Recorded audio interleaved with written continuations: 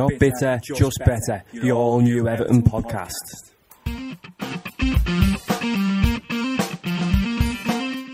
Howdy folks, this is Mr. Johnny Seven here with Mark, and this is the first edition of the Not Bitter, Just Better podcast.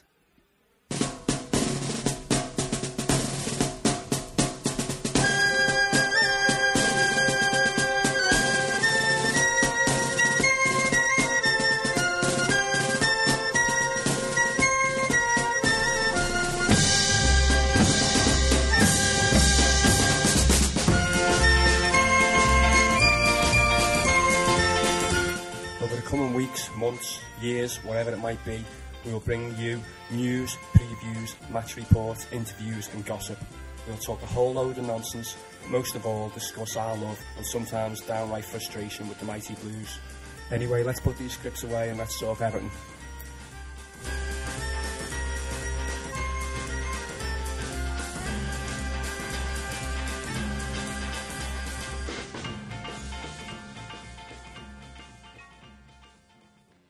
Most of us here are football fans, if not all of us. A lot of us here are football fanatics. And I know because I've spoken to many of you over the years, over the decades, and I've said, what is it that gives us that undying love for our football club? There's a moment, we all know there's a moment. But how do you explain that feeling when the ball goes into the net, when Jags has got us to a Wembley final, when you get a late equaliser, or even just when your team runs out onto the pitch? You've got that feeling of overwhelming love. But how do you explain it? Our inestimable new manager asked me that question the first time I met him. And I said, for me, it's easy. It's 2 words. Dave Hickson.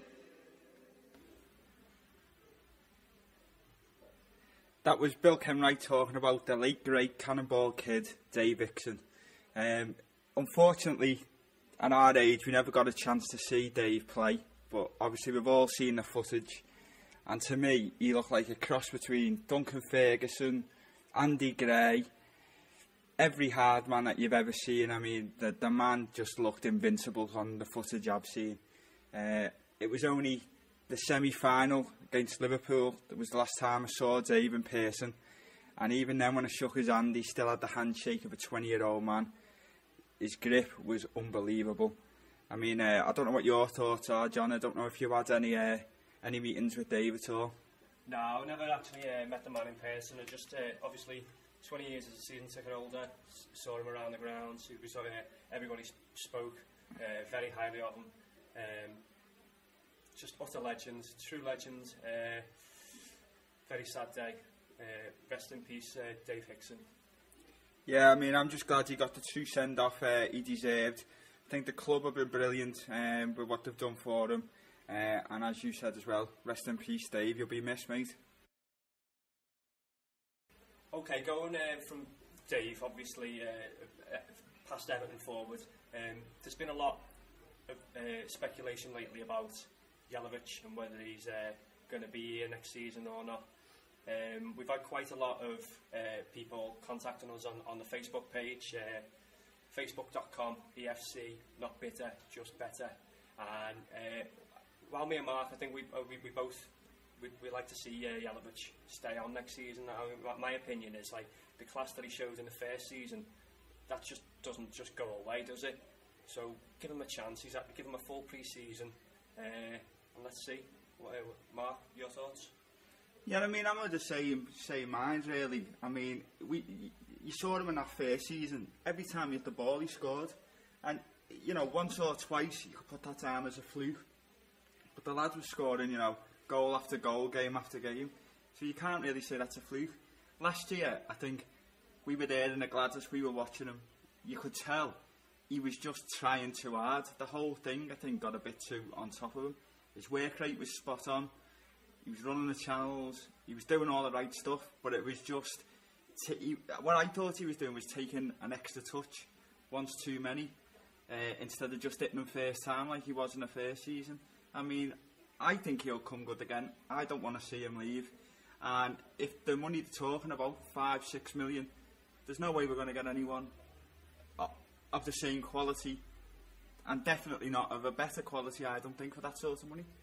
Yeah, I mean, what you were saying there about, you know, taking that extra touch, in my opinion as well, you know, you can see he puts everything into a shot.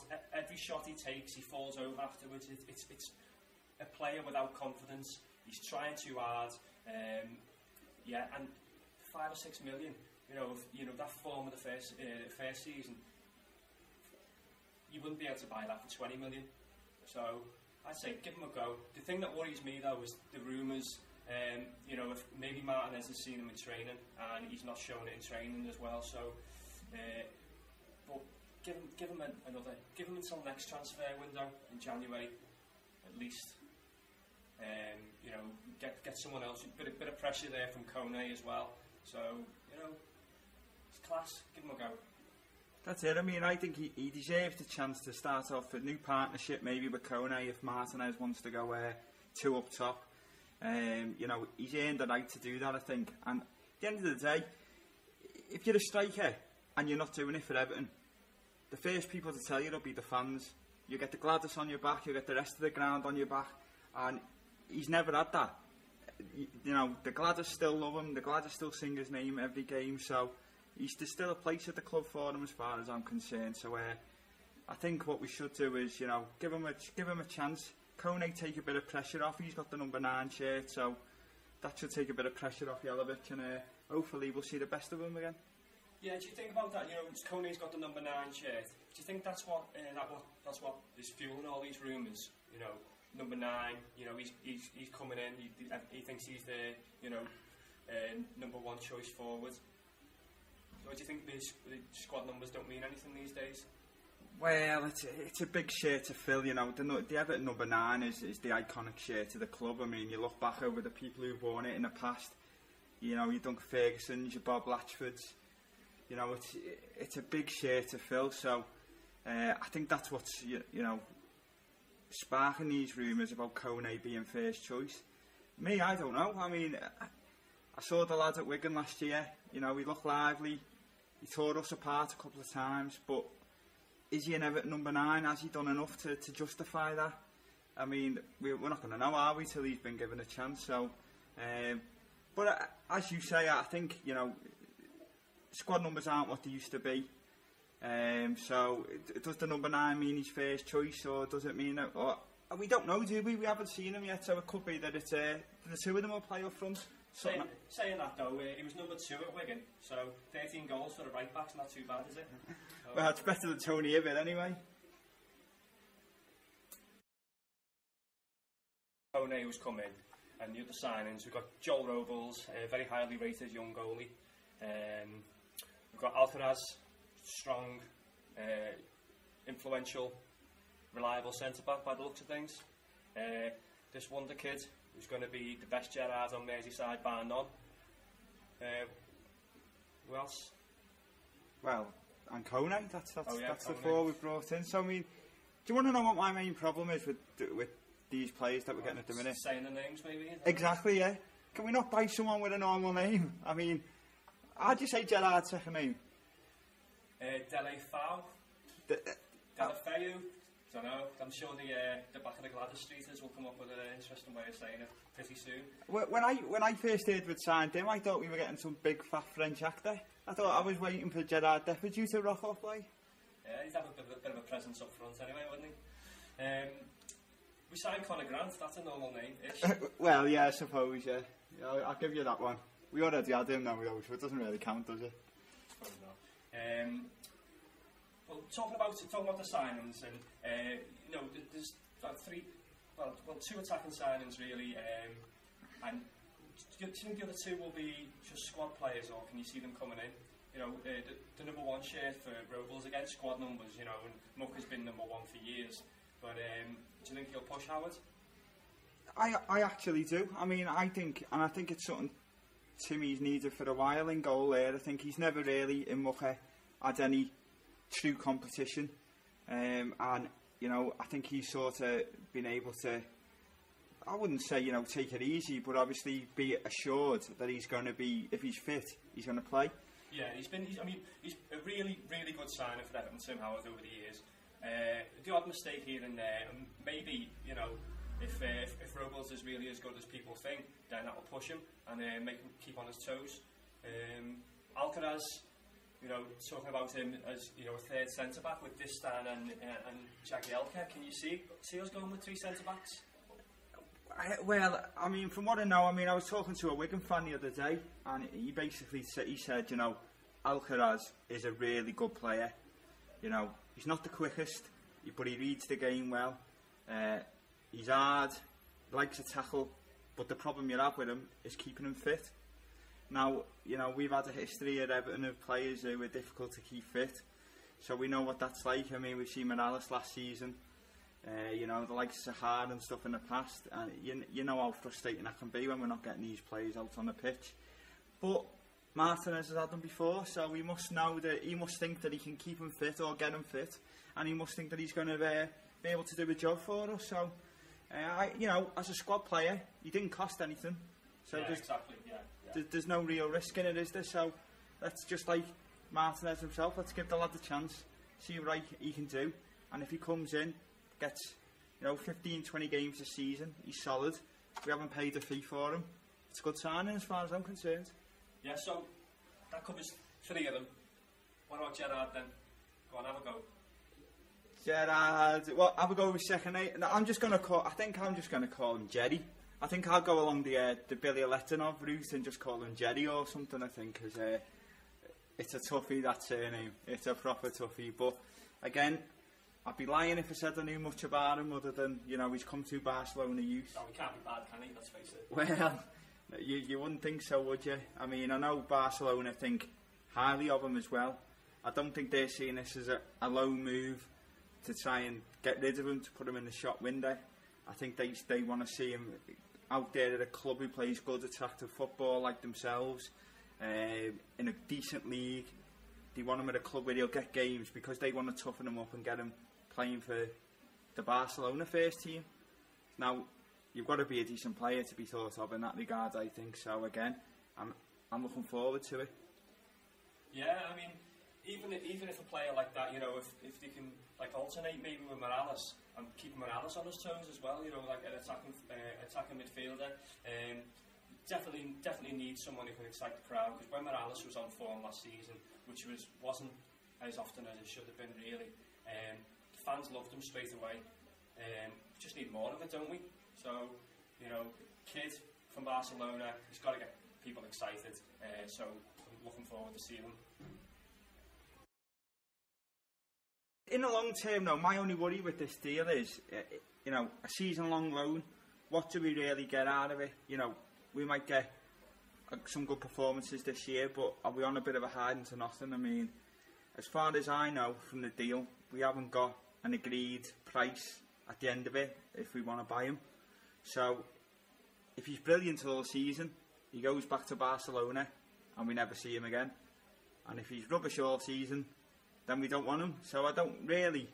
Well, if he has a good season, then that might mean we've had a good season. So if he pushes up towards the Champions League places, then, you know, we can go out and replace him. Or, you know, I mean, as every Everton player who's been, who we've seen at all the events over the years, they said once Everton touches you, you know, you don't want to go anywhere else. So, you know, who knows? Maybe in a year, if the fans take to him, he takes to the club, then, you know, you might want to sign for good. Duncan Ferguson never had any intention of leaving Rangers when he signed, and look how that ended up. So you'll see. There's a nice easy name to say, Duncan Ferguson. Do you know what though? I am just glad that it's not down to me to come up with the song for this new lad. We could put it out there and see if anyone can come up with anything. Right, we're going to talk a little bit now about where not bitter, just better spend our match days. And basically, We're not one of these prawn sandwich brigades. You won't find us in hospitality at Goodison and a marquee, eating 3-course meals. We spend our match days in the Players Lounge on County Road, which is run by since1878.co.uk. It's run by a lad called Paul. He's a good mate of ours, very good mate of ours, and he's been doing this now for a number of seasons, and is probably runs the best match day hospitality in the business, to be fair to the lad. You get a player every game, you get some food before the game, it's an all-inclusive bar, and you wouldn't believe the prices this lad charges just for the ale alone and on the bar. It's out of this world what you get for your money, and the atmosphere in there is great. John, what's your thoughts on the place? Yeah, some of the players season or two is we've got Snods, John Bailey, Graham Stewart, Dexy Mountfield, Kevin Ratcliffe, Kevin Sheedy, Psycho Pat, Anders Limpar. Oh yeah, Limpar, yeah. A few others. Can you think of any more? There's too many to name, you know. After every game, you're guaranteed an Everton legend and I don't know if you've ever been to any of these type of dudes, but it's not like you see where they're getting interviewed on the telly or they're getting interviewed by the club and you have to say the right things that the club want them to say. It's a candid interview where you do get to hear some very interesting stories of the ex-players. Oh yeah, Neville Southall as well. Neville Southall. Yeah, very candid, straight from the heart. Proper blues. All love the blues. Hate the red shite. What more can you ask for? Since 1878.co.uk, also do coach travel to away games, starting with Norwich away, obviously first game of the season. That's going to be an overnighter trip. There's still spaces left on that as far as I know. And then obviously the first home game of the season will be back in Players Lounge following week. If any of our listeners are interested in either getting on the away trips or going into the lounge, they can either contact ourselves through the Facebook page, which is facebook.com EFC, not bitter, just better. Or other than that, if you go on to Paul's own website on since1878.co.uk, and there's contact details and everything else that you would need on there. And if you are coming to the lounge, you can buy us a pint. Cheers. Oh, you won't have to buy us a pint because it's all inclusive drinks anyway, so laughing. Oh yeah, I forgot about that bit. Obviously our first love here at Not Bitter Just Better is Everton Football Club, but there's one thing all Evertonians share, and that's, let's face it, we all like the red shite, don't we? So let's switch subject a little bit now, and I'm sure at the minute we are all absolutely loving Luis Suarez pulling the shite's pants down and slapping him on the arse. I mean, the man wanted to leave Britain because the press are hounding him. Then he wanted to join a bigger club with Champions League football, and now he's it looks like it's possibly Arsenal that he wants to go to, which I think is Suarez just laughing in the face of the shite fans. I mean, I don't know what your thoughts on this, but I would absolutely love him to sign for Arsenal just to see their faces. I do agree. I'd love to see the look on the faces, but I put this on the Facebook page the other day. I think we'd miss the ridicule that he brings to the club. It's every other week he makes them a laughing stock, and to be fair, they do make it easy on us to laugh at them. But he's just so many comedy moments last season, and maybe I don't know. Going down to Arsenal, he'd probably do well there. I can't see why they want him though. To be honest, it's that much trouble. But back to the red shite. 40 million to get rid of a liability. They'd probably be able to bring in a couple of strikers. But they could. There's a lad down at West Ham. They might be interested in a lad called, what's his name, Andy Carroll. I reckon they'd probably get him for about 35 million or something like. 35 million. And then the other 5 they could use on like that a good upcoming young player, John Joe Shelby or someone. Yeah. Someone of that ilk, like. It's what they could spend a 40 million on. That other young English talent that's down at West Ham now, Joe Cole, he's a good one as well. Well, yeah. I mean, he's probably seen better days, but I mean, you know, the Suarez thing now, it's just amusing me at the minute. I hope it drags on and on and on. And I know where you're coming from, saying you like to see him stay there because, you know, the shame he brings on the club. But let's face it, that club, has got enough shame to last a lifetime. And whenever Suarez steps out of line, they deny he's done any wrong anyway. So in their heads, it doesn't even register. You know, the biting, the diving, the racism. They just wear t-shirts, won't they, to celebrate it? So he's crazy, and you know, he wants to leave the club because he feels he's been treated badly by the press as well. Okay, so he's going to move down to the capital. He thinks it's going to be, it's going to be quieter down there. It's just stupid red shite mentality. All in all, you know, whatever they've got must be contagious because now he's stupid as well. Even more stupid than he was before. So, I don't know. As I say, apart from the fact that he's a decent player and scored some cracking goals, as I say, I'd like him to stay there just because it's so funny watching them trying to defend his actions when, let's face it, there's no defending him. I think this is, though, probably the clearest indication just how far they fell from where they once were. I don't know. There's been a few seasons there now of Champions League football. Over the course of the summer, there was that lad from Shakhtar Donetsk, another one whose name I can't say, which is a recurring theme on this podcast, Mkhitaryan or something I think his name was. I mean, they put in a bid for him, the bid was accepted, and he said he didn't even want to talk to Liverpool Football Club. I mean, I can't remember that ever happening in my lifetime, and it just, again, the Suarez stuff just shows how far they've fell. But, as we say, we're not bitter, are we? At the minute, we're just better. Just better, yeah. And it's not just a catchy phrase at the moment. You know, Everton Football Club, not bitter, just better.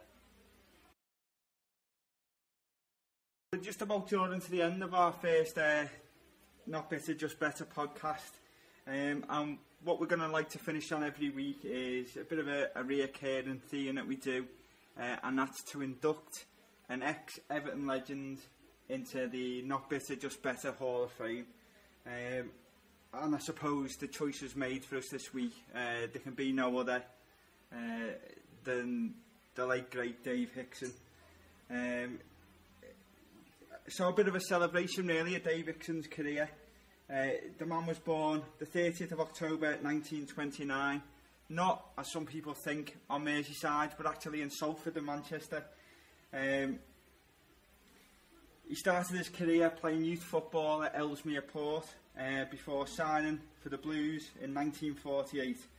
In his first spell at Everton, the Cannonball Kid played 139 times and scored 63 goals. So what's that? Bordering on 1 and 2? Yeah, 50 not bad. You'd pay good money for the striker banging them in at that rate in today's market. He then moved on to a couple of clubs, Aston Villa, Huddersfield Town, before returning once again to the Blues in 1957. Second stint with the club, he made 86 appearances and scored 32 goals before he transferred to that club over the park. But I think in this instance we'll forgive him that one. Again, he's played for the Shite until 1961 before moving down the leagues a little bit, playing for Cambridge, playing for Bury, and then he finished his career and he basically, finished off his Merseyside connections by playing for Tranmere Rovers between 62 and 64, and is possibly the only player who's played professionally for all three Merseyside clubs. I believe so, yeah. So obviously he had, a great career. He scored goals everywhere he went. and it was always a bit of a cult hero. Dave Hickson, we salute you. We're going to leave it there. Check us out on Facebook. We hope you enjoyed this, our first podcast. Facebook.com EFC, not bitter, just better. Also on Twitter at Just Better EFC. We're going to leave you with Bill Kenwright's moving tribute from Dave Hickson's funeral yesterday. So, Mark, anything to add? Yeah, and just from me, if you didn't enjoy the first podcast, then you're a miserable bastard. No, I'm only messing. We will get better. It's our first go. So, stick with us.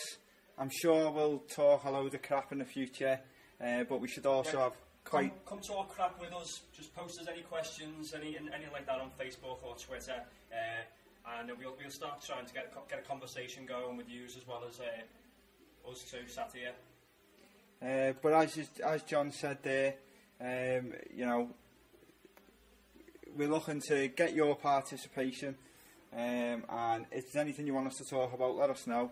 And I'm sure we can probably, you know, muddy the waters on the subject a little bit. So thanks for listening today. Cheers. Come on, you big boys. Most of us here are football fans, if not all of us. A lot of us here are football fanatics. And I know because I've spoken to many of you over the years, over the decades. And I've said, what is it that gives us that undying love for our football club? There's a moment, we all know there's a moment. But how do you explain that feeling when the ball goes into the net, when Jags has got us to a Wembley final, when you get a late equaliser, or even just when your team runs out onto the pitch? You've got that feeling of overwhelming love. But how do you explain it? Our inestimable new manager asked me that question the first time I met him. And I said, for me, it's easy. It's 2 words. Dave Hickson. You're going to have to help me here, Dave. I have a big photo of him in my office. And I said, that was the man who, for a lot of kids like me, post-war kids in Liverpool, frightened, bit shy, timid, looking for a hero. And we found one in Dave Hickson. Now, you've got to understand, especially you lads who've come here today, and I'm so proud that you're here. This was a totally different time. This wasn't 24-hour media. This wasn't bash newspapers. This was our Liverpool Echo, and this was us. This was Liverpool. And we found a hero, we lads. Why? Couldn't have just been his quiff, although it was magnificent. The greatest blonde quiff you've ever seen in your life. Couldn't have just been the goals. Couldn't have just been the fact that he seemed to be able to jump higher than anyone else and tackle more. I always say you can't fool the public when I talk about my shows. You cannot fool an Evertonian. They knew. They saw in Dave Hickson something honest and something special. For me, after I'd taken 2 buses and a tram to get there again, 6, 7, 8 years old, when you could go on your own in those days, he taught me how to dare. If he was there, if he walked out, I felt, I'm fine. Dave will go through a brick wall for me and for my team, and I'm safe. We've had loads and loads of Everton centre forwards, the greats, and please, Dixie, forgive me. You are the greatest. Forgive me for what I'm going to say. Jimmy Harris, who took over from him. People like the wonderful Joe Royle. Great Evertonians. The Golden Vision. Graham Sharp, super lads, you could go on and on about them. Maybe one of my proudest moments is, one of the moments I most remember that reminded me of Dave was, gosh, it must have been about 18 years ago when I was a little lad who was playing for us. And I looked him, he was shy like I was then. I looked him in the eyes and I said, "Who's your hero?" And he muttered under his breath, "Dunk." And I remember when that little lad signed for us when he was 17 and the media said, "Who's your hero? Why are you at Everton?" And he said, "Dunk." And I'm so proud that Dunk, the big fella, the fella with the blue blood who got closest to that blue blood of Evertonians, is here today with Dave's coffin. Well done, big fella. And I'm proud he's still with us. And that Dave will always, always be with us. I've had a lot of letters, a lot of phone calls from all over the world, seeing that I was all right because he'd gone.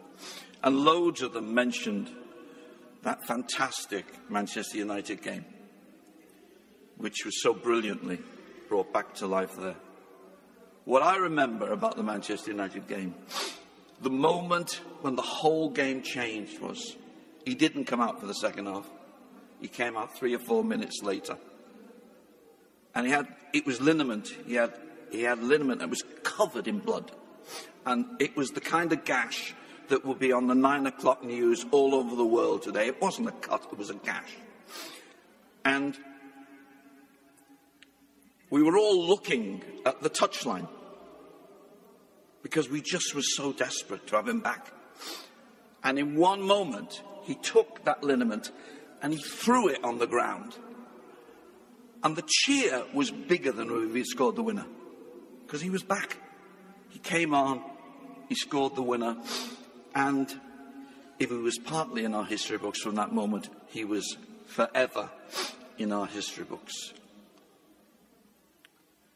Jack Dempsey once said, "A true hero is someone who gets up when he can't."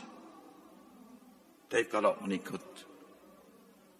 But 2 years after that, he'd gone. He was transferred to Aston Villa and to Huddersfield, and 9-year-old little Billy mourned and mourned and mourned, as did thousands and thousands and tens of thousands of shocked Evertonians. And 19 months later, after, I promise you, prayers every night, we got the news on the back page of the Liverpool Echo that we'd prayed for. He was coming home. And in those days, there was no pre-season tour, and I'm sure a lot of you will remember this. We just played the reserves against the first team, and it would get 5,000 or 6,000 at Goodison. 43,000 people turned up for Everton versus Everton reserves to welcome home Dave Hickson. The reserve centre-half on that day, making his debut as a reserve centre-half, was Brian LeBone. And Brian LeBone often said to me, "Oh, Bill, I only ever played against him once. Thank you, God, for that." He was even in the practice match, he was the toughest Brian ever came against. I read quite recently that his homecoming wasn't as successful as we'd hoped for. That is just rubbish. He scored 22 goals in 44 games in his first full season. Before he went again, he played 12 games, he scored 6 goals. And the blooming directors sold him again. I sent a letter to every one of them saying, "You don't know what you're doing." Sort of kind of letters I get from time to time. But I sent them. And I said, "You don't know what you're doing. You can't do this to us." And he went. And as we know, he went to Anfield. And she says over there, he went to Anfield. And all I remember was it was a cold November. I think it must have been a late kickoff. I don't know why, but it was Anfield. And it was a cold Saturday. And at least 10,000 Evertonians went over there on that day. We all stood in, I don't know what you call it at Anfield, but it's not the Kop and it's not that end. It's opposite the players' entrance, it's the paddock. But we all stood there. And for 90 minutes, we became Reds. Because Dave was playing for us. For them. He scored 2 goals and was cheered off the pitch by all the players. And he scored 2 more goals in the next 2 games. But he had gone. And we mourned. And not long after that, in fact, only a couple of months after that, things changed at Everton when they received their greatest ever benefactor, Sir John, took over the club. We had a terrible defeat at Bradford City in the Cup. None of those when you go to bed after hearing the news, you get your 2 shillings pocket money in your hand and you say, please God, you can have this, but let me wake up tomorrow and we're playing Bradford City tomorrow. We haven't just lost to them. That was the catalyst, I think. A little bit later, we signed Tommy Ring, Mickey Lill, Jimmy Gabriel and the great Roy Vernon. And Everton changed forever. But 25 years later, we played Liverpool, if you remember, for the first time at Wembley in the League Cup final. And I was with my mum at home, talking about getting the family a coach. All the family, red and blue, who'd guided me through my life, the cousins, the uncles. And I said to her, I'd love Dave Hickson to come. And she said, ask him. I said, I can't ask Dave Hickson. He's God. I can't do it. I don't even know where he lives. Again, it wasn't this day and age, but we got out the great big Liverpool telephone directory, and I went through it, and there it was, Dave Hickson. I think it was Ellesmere, thought it might have been Beckenham.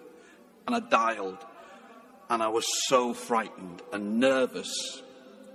And this voice at the other end said, hello? I said, Mr. Hickson, yeah? My name is Bill Kenwright. Oh, yeah.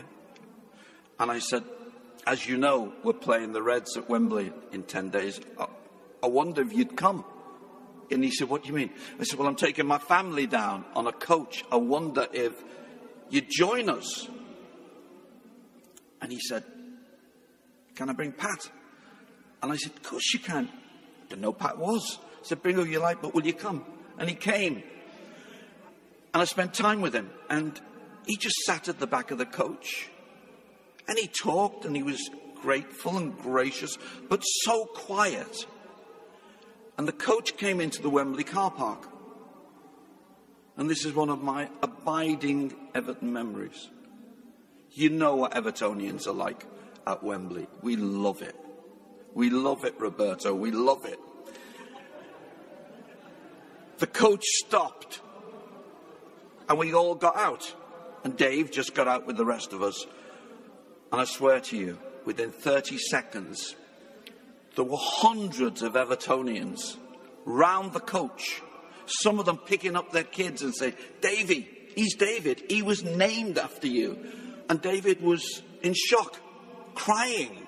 And I said, Dave, we couldn't get to the entrance where we were sitting because they were there worshipping him. And he didn't know. And as those fantastic speakers have just said, he truly did not know. He didn't wear a badge that said, I'm humble. He was shocked that people had that kind of emotion and that kind of love for him. So he became a member of our family. And at that time, we had a season ticket to Wembley. We were always there for charity, for Shields, for League Cup, for FA Cup. And Dave would come. Except on one occasion when I rang him up and said, are you ready for the weekend? I can't come with you, Bill. I said, why? He said, I'm in training. And I said, what do you mean?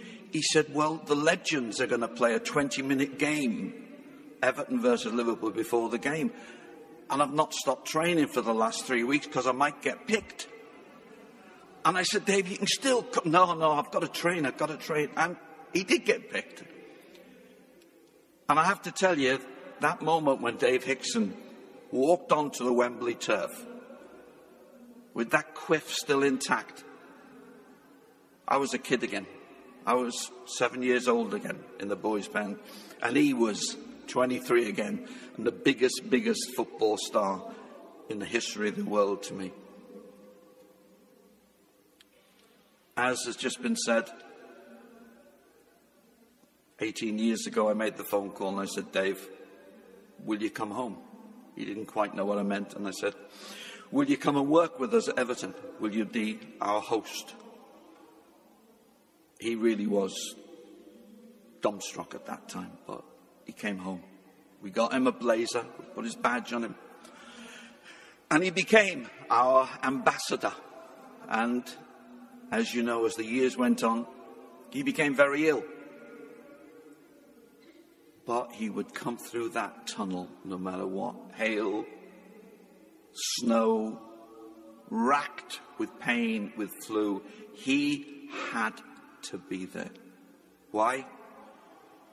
He was at the club he loved. He never wanted to leave. He was there. He was wearing that. And the fact that he was getting paid a few bob for it was just so extraordinary to this man. He left Goodison Park for the third time at the end of last season. And he won't be there next year. But he will in many, many ways. How can you describe a man? How can I describe the adoration to my footballers, to our footballers sitting over there? It's truly impossible. He never courted fame. He never courted thanks. He just was humble, devoted, quite extraordinary. I promise you, in nearly 2 decades of games at Goodison that I saw him in his new role, we never once left Goodison without a hug. And every time he hugged me, he whispered in my ear, "Thanks, Bill." The obituaries were great. They were wonderful.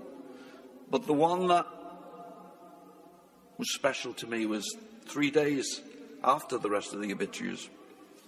And Paul Jewish, who was obviously a Charlton Athletic reporter and fan, wrote, "We hated him at Charlton. His legendary battles with our centre-back, centre-half in those days, were legendary. The centre-half was Derek Upton, and they would always end up with a lot of blood and a few dislocated shoulders. Dave never dislocated his shoulder. And at one particular game, the keeper, Willie Duff, decided on his retribution. A corner came over, and Willie Duff went up for the ball, and the perfect right hook was landed right on David's chin, and he went down in the penalty area. The reporter goes on to say, 2 weeks later, I found the FA disciplinary report for the tribunal, and I saw that Dave Hickson went to give evidence on behalf of the keeper, Willie Duff. And Dave Hickson said, "Oh no, I think his elbow might just have touched my chin as we both went up to the ball together. He was not responsible." That was Dave Hickson. He played hard, he played tough, but he played every ball as if his life, Evertonians' lives, depended on it. Finally, the Poet Laureate of the National Football Museum sent me a few words on Dave. Paul Cookson is also a Blue, and he wrote this poem for me, which I'd like to share with you. The Cannonball Kid has gone, but his memory and his legacy live on. Swashbuckling cavalier, fearless amongst the foe, a human battering ram, a boy's own hero. Those of us too young who never saw his bravery, our dad said he was the best, a boy's own hero. He played for the team we wanted to play for. He played in the position that we wanted to play. He played in a way that we can only dream of. Boy's own hero. Yeah, he played for Liverpool and Tranmere too, but he was always blue and he was always true. Said he would have died for the Everton blue. Boy's own hero. The Cannonball Kid, superstar, legend, a superman amongst men, a boy's own hero. But above all else, a gentleman. Modest, humble, down to earth. One of us, yet one of the gods. A boy's own hero. Dave Hickson, my hero. Joe Royle's hero. Ken Rodgers' hero. The hero of tens of thousands of Evertonians who are so grateful that we found him. God bless you, son.